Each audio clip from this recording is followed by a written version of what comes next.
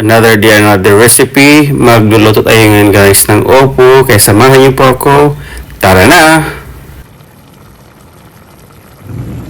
So magpapainit lang tayo ng konting mantika. Yan, no? Tapos isusunod natin gisahin yung luya. Konting luya lang para tayo magpatanggal ng ng ating manok. Kasi ilalagyan natin yung manok kaya maya-maya. Tapos isusunod natin yung mga ibang ricados ng ahos, sibuyas bombay o kamatis po. Ito sa isa kong tanan. Ako na siyang gihidungan tanan no kay parehas sa miya po sila kay gisa ko naman gihapon sa tanan na gidungan og isa.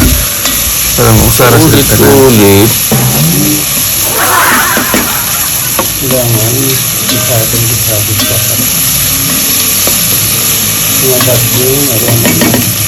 So medyo nagisa na sila. Susunod natin yun ang manok natin. So gagisa natin yung manok. No? So halo-halo lang natin.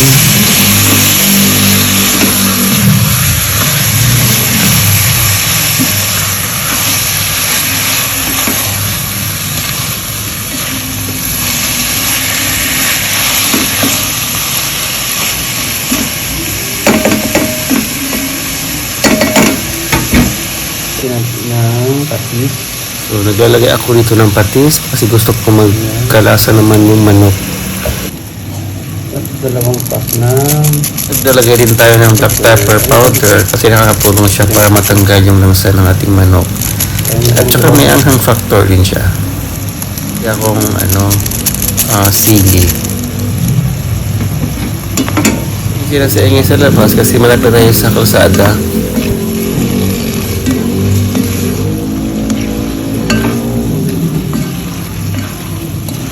Pepper powder. Ano ba yan? Nakalimutan ko.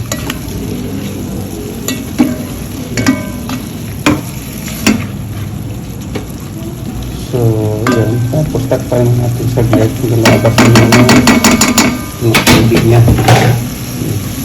So, yan.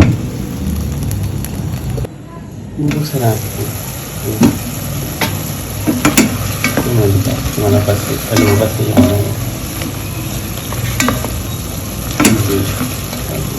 yan ba? Balik natin takpan natin ulit sa natin ito lagyan naman konting tubig.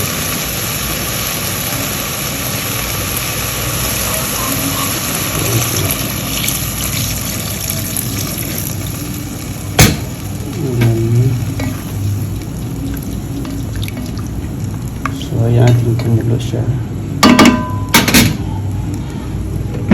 Takpan ulit. So, kumulo na. Ayan. Tapos, lagyan natin yung upo.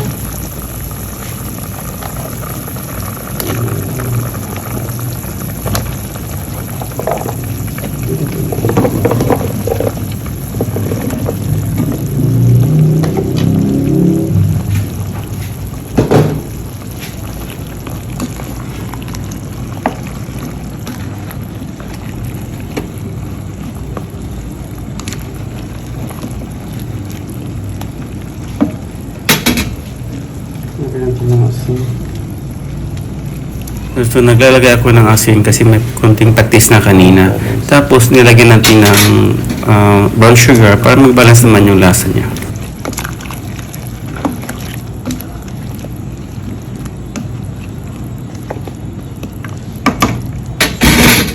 Paano siya ang kumulo? Buksan natin. Tikman ito. Tama na ba o hindi pa?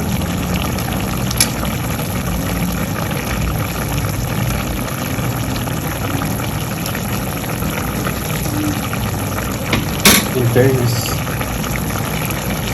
tama lang nasa. Sakto.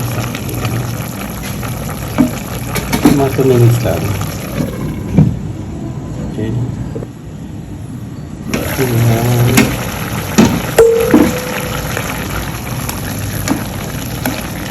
Ano to kasi pangit yung pag malagkat siya. Pwede na to. Okay na to.